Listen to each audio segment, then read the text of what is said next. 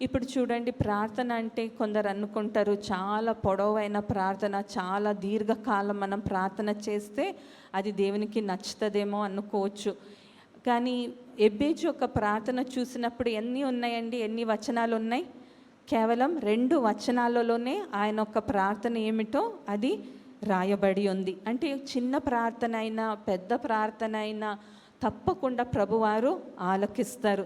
ఒక పాపి చేసిన ప్రార్థన ఆయన ఆలకిస్తారు, పరిశుద్ధులు చేసిన ప్రార్థన కూడా ఆయన ఆలకిస్తారు. ఎందుకంటే ప్రార్థన అన్నది మన మీద ఎక్కువ డిపెండ్ అవ్వదు.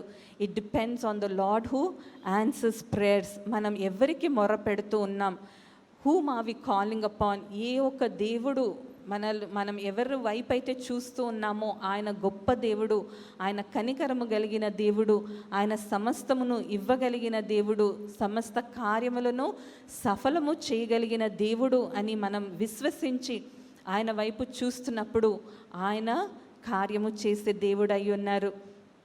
కొందరు అనుకోవచ్చు, మంచి మంచి మాటలు, మంచి పదములు మనం ప్రార్థనలో వాడితే దేవునికి సంతోషం కలుగుతుందేమో, అటువంటి ప్రార్థనలకు జవాబు పంపుతారని కొందరు అనుకోవచ్చు.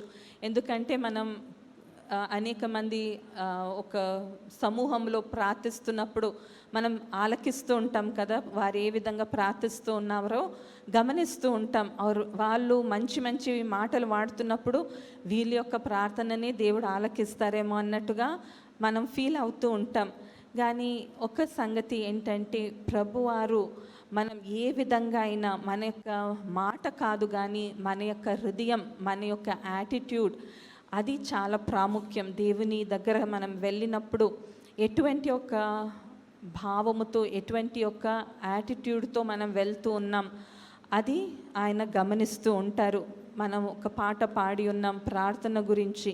ఆ ఒక్క సుంకరి ప్రార్థన చేశాడు, అలాగే ఆ ఒక్క పరిసయుడు ప్రార్థన చేశాడు.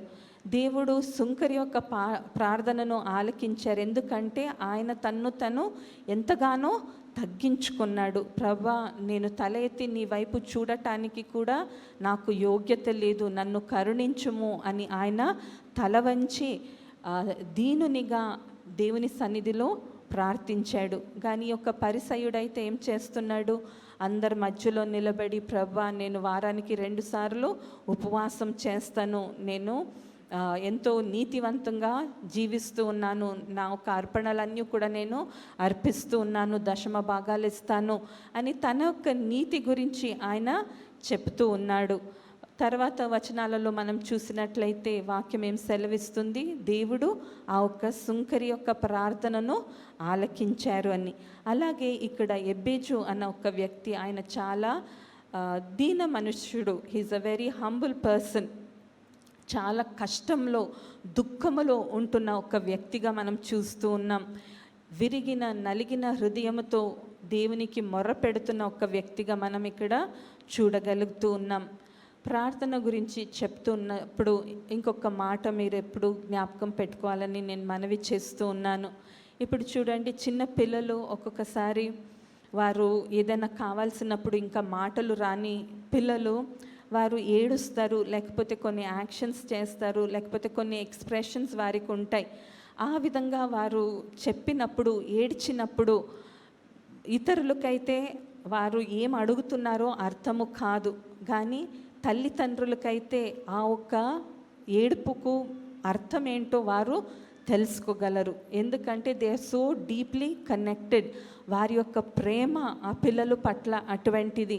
వారి యొక్క ప్రతి మూవ్మెంట్, ప్రతి ఒక్క ఎక్స్ప్రెషన్ని తల్లిదండ్రులు గ్రహించగలరు.